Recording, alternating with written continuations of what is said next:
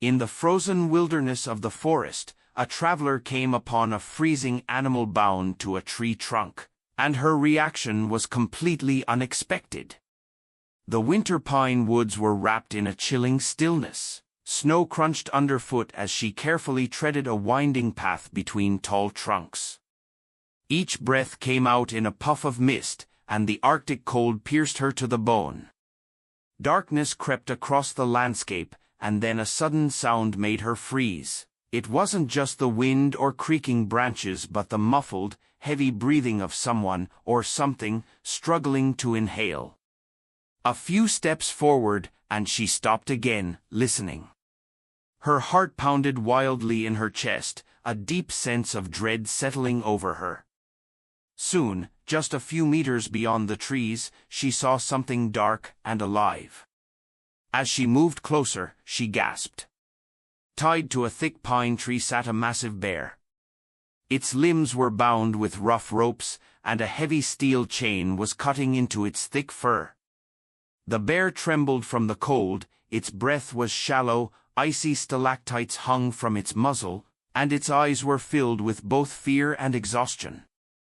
Who could do such a thing? She looked around. There were no human tracks, only a few blurred animal prints. Someone had abandoned the bear here to die. It didn't growl or resist, almost as if it had accepted its fate. She slowly approached, careful not to make sudden moves. The bear raised its eyes to meet hers, and in that moment, she thought she saw not just fear, but a plea for help. She dropped to her knees and examined the knots. They were tied deliberately and cruelly. But why? Normal hunters wouldn't do this. They'd use a trap or kill quickly. This looked like punishment, designed to make the bear suffer. She ran her fingers over the steel chain, too thick to break with bare hands. She needed a tool. Doubts raced through her mind. Should she interfere at all? This was a wild animal. If she freed it, would it attack? Maybe it was injured or sick, and freeing it would make things worse. But to leave it to die in such cold? Suddenly, its paw twitched, leaving a mark in the snow. It wasn't resisting anymore. She took a deep breath and slowly reached for the knife hidden in her coat pocket. The decision was made, though she had no idea what consequences would follow. Her grip tightened around the handle. Her breath quickened. The forest was silent, but now the silence felt sinister. Her fingers trembled, more from fear than from frost. She had never faced anything like this before. The bear stirred again, letting out a weak growl, more of a moan. Really? Its massive limbs barely touched the ground, and its head drooped in exhaustion. Though dark, its eyes looked dim, nearly lifeless. Who could have done this? She glanced at the snow-covered trees. They seemed to be watching her. The sky darkened. The wind grew colder. A piercing wolf howl echoed in the distance. She flinched. Were they still out there? She looked again at the ropes wrapped around the bear. It was clear it had been tied deliberately to suffer. But why? She reached for the rope cautiously, but the bear flinched, and she quickly recoiled. It stared at her warily. Fear on both sides. She took a deep breath. "It's okay," she whispered, not knowing why she was speaking to a wild animal. She tried again to touch the knot, this time more confidently. The rope was wet, soaked with snow, but still firm.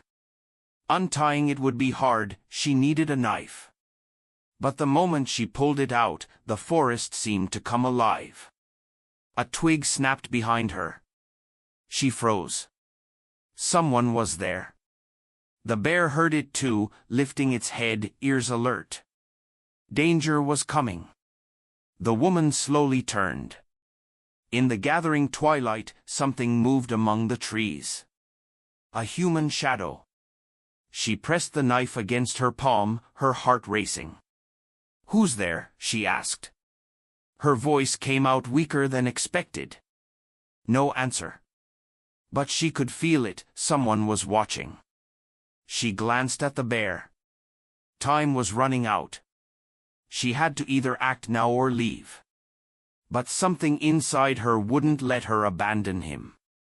She dropped to her knees and started cutting the rope. The blade slid across the wet knots, but the rope was stronger than she thought. Another branch snapped, closer this time.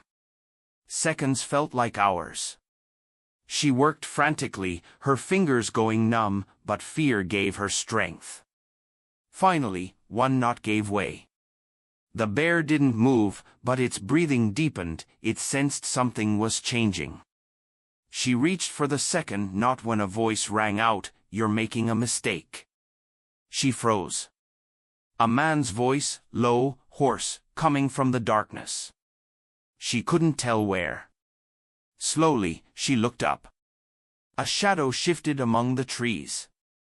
"Who are you?" she asked, trying to sound firm, but her voice shook. Silence. Goosebumps rose on her skin. The man stood still, but she knew he was staring right at her. The bear let out a soft whimper. She gripped the knife tighter. "That beast is not your concern," the voice continued. "Leave it. Walk away." She didn't move. "Who tied him here?" she demanded. More silence. Her heart pounded. Her thoughts raced, maybe he was a hunter or a poacher. Or worse. Her breath shortened. What if he wasn't just a hunter? What if he was waiting for her? "I'm not leaving," she said, trying to sound braver than she felt. The man stepped forward. Pale moonlight lit up his face, a dark jacket, a scar across his cheek, and cold, empty eyes.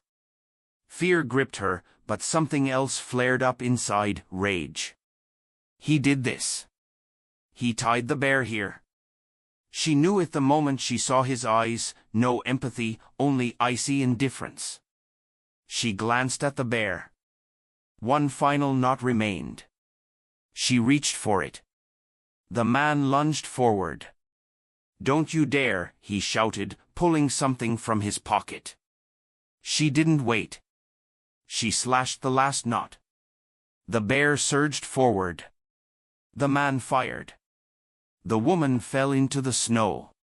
The forest exploded with sound. The bear, tasting freedom, rose on its hind legs and roared, a sound that split the air. The man stepped back. The woman rolled over, eyes wide with terror. What would happen next? It all unfolded in seconds. The bear, sensing freedom, lunged. Its huge limbs swung wildly. The woman only managed to stumble backward. A gunshot echoed through the trees. The woman clenched her eyes shut, her heart hammering. She waited for pain. Waited for impact. But nothing. Slowly, she opened her eyes. The bear stood in front of her, its massive body shielding her. The gunman's shot had missed, it hit the snow. The man raised his weapon again. "No," the woman gasped, realizing what would come next. The second bullet was meant to kill. But then the bear roared again, not a normal roar, but a sound so primal that even the air seemed to freeze in terror.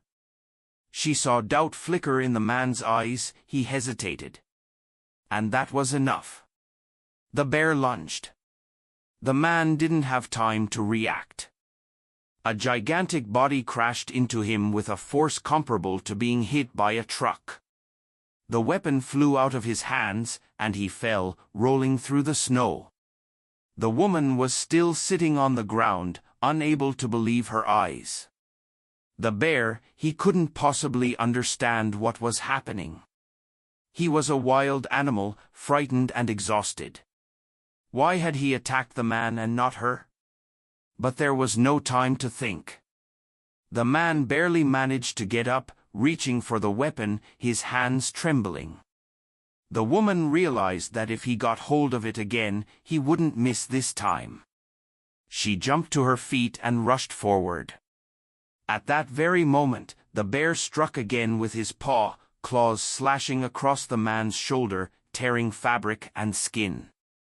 A cry of pain rang out. The man collapsed to his knees, his face distorted with horror.